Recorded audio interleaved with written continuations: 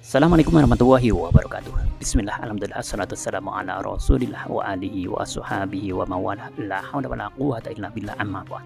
Langsung saja ya, to the point. Ini sedang hangat-hangatnya atau masih hangat-hangatnya permasalahan antara Syamsuddin dengan pesulap merah ya. Ini masih viral sekali ya. Baik ya. Oke, ada beberapa hal yang perlu kita soroti, antara lain adalah sebagai berikut. Yang pertama, jika kamu cinta atau mengidolakan seseorang, maka jangan 100% ya teman-teman semua ya. Ya tentunya sisakan ya. Siapa tahu orang yang kamu anggap luar biasa, memberikan pencerahan, memberikan fatwa, akan tapi ternyata suatu saat beliaunya ya berani melanggar aturan-aturan Allah. Bahkan kemudian secara hukum harusnya dia meminta maaf kepada orang yang pernah dizalimi ataupun orang yang pernah ditipu dan lain sebagainya ya. Akan tapi tidak melakukan itu, justru mencari pembenaran atau alasan-alasan dan lain sebagainya. Misalnya ya, ini asumsi ya, kemudian justru mengalihkan perhatian publik ya kepada hal-hal lain ya. Nah, ini sungguh-sungguh luar biasa. Ini asumsi. Kalau memang benar yang dilakukan adalah seperti ini adalah satu kezaliman. Kezalimannya kepada siapa? Justru yang pertama kepada dirinya sendiri ya. Dia sengaja ya, apa istilahnya, membiarkan dirinya akan mendapatkan celaka ya, akan tergelincir kepada dosa-dosa yang lebih banyak ya. Karena apa? Di situ ada hak adami yang seharusnya dia itu minta maaf ya kepada publik, kepada orang yang pernah ditipu ya, dan kemudian bertobat kepada Allah Subhanahu wa taala. Harusnya kan seperti itu kalau memang melakukan penipuan atau trik dan lain sebagainya ya. Ini asumsi dengan berdasar kepada beberapa hal, termasuk pengakuan orang yang pernah ditipu misalkan ya, atau trik-trik yang sudah terbuka kameramennya ya, dimana melihat secara langsung trik yang dilakukan pembodohan ataupun tipu-tipu ya. Ketika ada hal seperti ini kan seharusnya yang dilakukan pertama kali adalah meminta halang yang pernah disakiti, dibohongi dan lain sebagainya, dan kemudian bertobat kepada Allah Subhanahu wa taala, bukan kemudian lari dan kemudian mengalihkan perhatian ya. Ini ya, sekali lagi ini asumsi, benar dan tidaknya yang membuktikan jelas-jelas adalah hukum ya, seperti itu ya. Baik. Berikutnya, jika kamu benci maka jangan 100% ya, karena siapa tahu kebencian itu berbalik 180 derajat ya. Bisa jadi ternyata suatu saat akan memberikan sesuatu yang baik, yang positif dan lain sebagainya ya, kemudian memberikan efek baik ya, membantu, menasihati dan lain sebagainya, atau memberikan sesuatu yang tadinya kita tidak akan pernah menyangka. Oke ya. Dalam hal ini kalau kita lanjutkan, maka secara otomatis ada yang berperan di balik layar. Siapa? Iblis ya. Secara otomatis iblis itu membabi buta ya. Nah, jadi mereka berpesta pora ya. Mereka di belakang layar pesta besar-besaran bahwasanya mereka sudah bisa atau berhasil mengadu domba umat manusia ya. Dari kedua belah pihak, baik dari kelompok Gus Syamsuddin ataupun kelompok daripada pesulap merah, dua-duanya diadu ya, dua-duanya diadu domba, sehingga terlihat di situ baik di podcast ya ataupun di akun-akun YouTube ya, baik pendukung di antara keduanya ya. Ini yang kemudian mereka menggorengnya ya. Sebenarnya yang menggoreng itu siapa? Iblis juga ya. Tapi kemudian peran daripada manusia yang berada di akun mereka masing-masing ya di YouTube ya, kemudian mereka dengan argumen mereka masing-masing membela si A dan si B ya, kemudian mereka juga akan menggorengnya, menggodongnya ya, sehingga berkembang dan akhirnya berkembang. Nah, itu bagaimana ya? Tentunya ada peran daripada iblis di belakang ya. Itu sesuatu yang luar biasa ya. Mereka berhasil mengadu domba umat manusia ya. Bahkan yang paling parah ya, kemudian salah satu daripada pendukung mereka itu kemudian berkata-kata dengan kata-kata yang jorok, kata-kata yang kotor, kata-kata yang kasar, bahkan kesombongan mereka mulai terbuka. Mereka banyak yang kemudian mengeluarkan kata-kata yang takabur ya, seperti saling menantang dan lain sebagainya. Ini sesuatu yang luar biasa ya, mengerikan ya teman-teman semua ya. Nah, ini justru yang perlu kita pelajari ya, kalau kita belajar dari masalah Gus Syamsuddin dan pesulap merah. Gus Syamsuddin ini walaupun ya asumsinya ada beberapa hal yang memang menunjukkan tipu-tipu pembohongan publik ya, tapi terbalut dengan akhlaknya yang ketika bertemu dengan orang munduk-munduk, nuhun sewu, monggo dan lain sebagainya, dengan bahasa halusnya itu yang bisa menutupi ya. Oleh karena itu Rasulullah Muhammad SAW memang luar biasa. Beliau ya dalam mengajarkan akhlak kepada umatnya ya.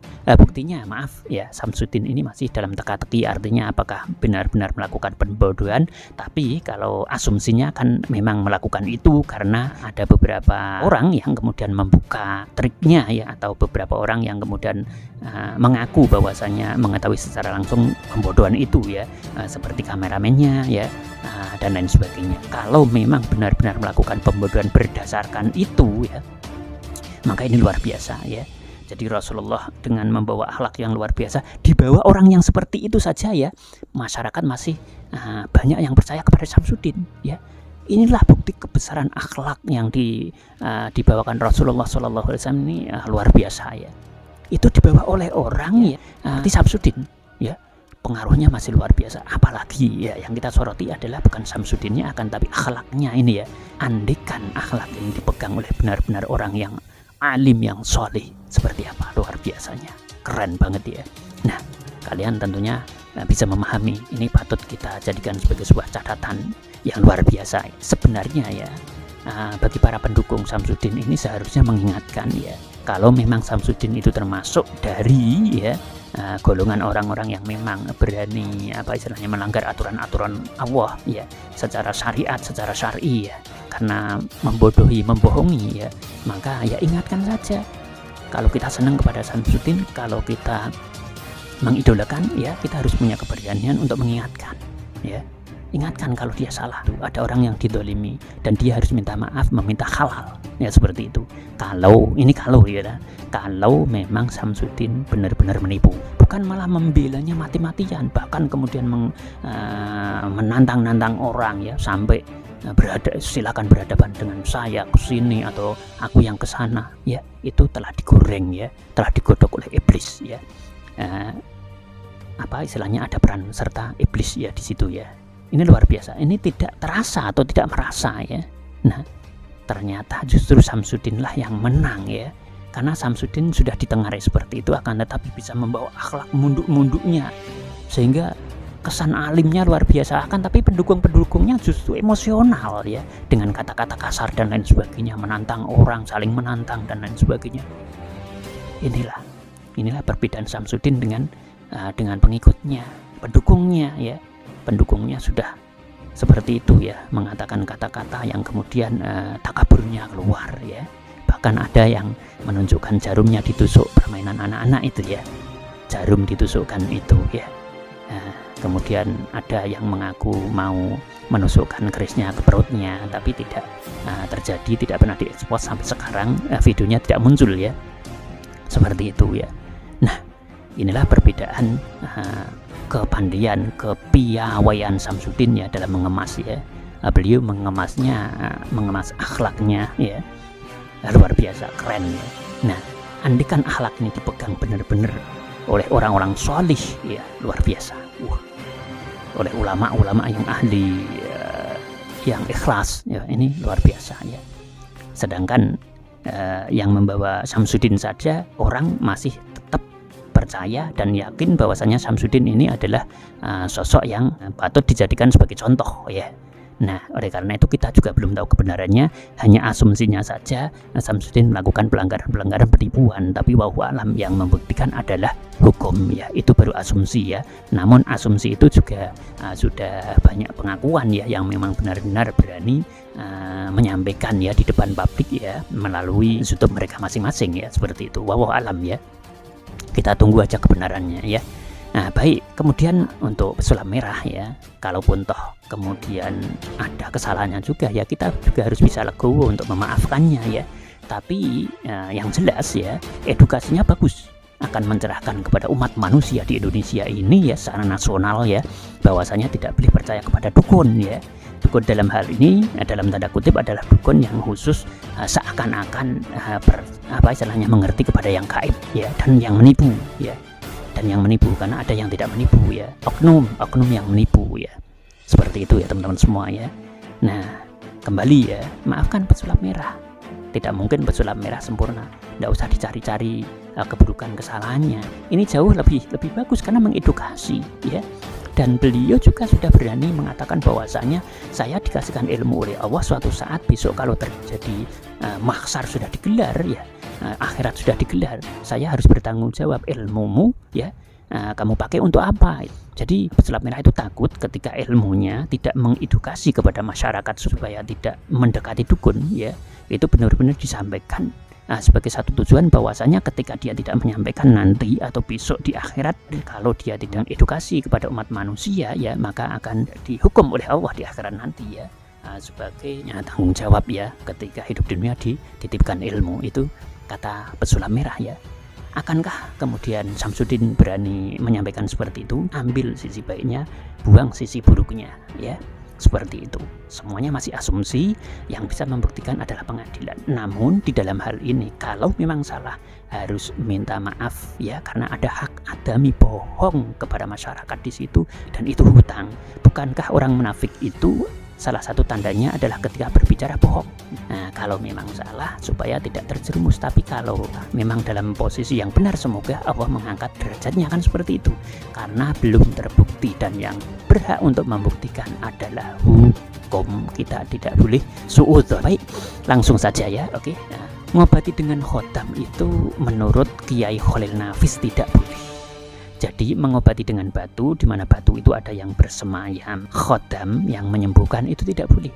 Tapi kalau mengobati dengan batu, akan tetapi batunya itu mengandung sesuatu yang menyembuhkan seperti batu giok atau lewat energi, atau lewat batu giok itu sendiri mengandung unsur positif, misalkan bisa menyerap penyakitnya seperti itu dibolehkan ya, itu disamakan dengan sesuatu yang istilahnya pengobatan herbal seperti itu ya teman-teman semua ya. Akan tetapi kalau sudah melibatkan ya sesuatu yang magic, yang gaib ya, atau khotam, itu berarti sudah ada kolaborasi, persetujuan dengan makhluk gaib, dalam hal ini mungkin jin, iblis dan lain sebagainya, itu tidak diperbolehkan ya, seperti itu ya. Nah, oleh karena itu pesulap merah kita harus mendukungnya ya. Tapi kalau ada kesalahan-kesalahan, kita juga harus fair mengatakan bahwasanya ya jangan mempermalukan orang sebisa mungkin begitu. Tapi kalau orang yang kebal malu bagaimana? Ya, dikasih tahu udah nggak mau ya, dikasih tahu dengan jelas disindir nggak mau, dikatakan di dalam video-video yang nggak mau ya. Nah, oke. Ya akhirnya harus disampaikan secara langsung. Berikutnya untuk Samsudin ya, semoga sadar ya kalau memang dia itu menipu ya, kemudian membohongi atau memberikan trik atau memakai trik ya untuk pembohongan terhadap publik ya dalam pengobatannya ya. Semoga dia sadar ya, kemudian cepat bisa meminta maaf, karena ada hak adami di situ kepada orang yang ditipu, sehingga dia harus meminta maaf ya.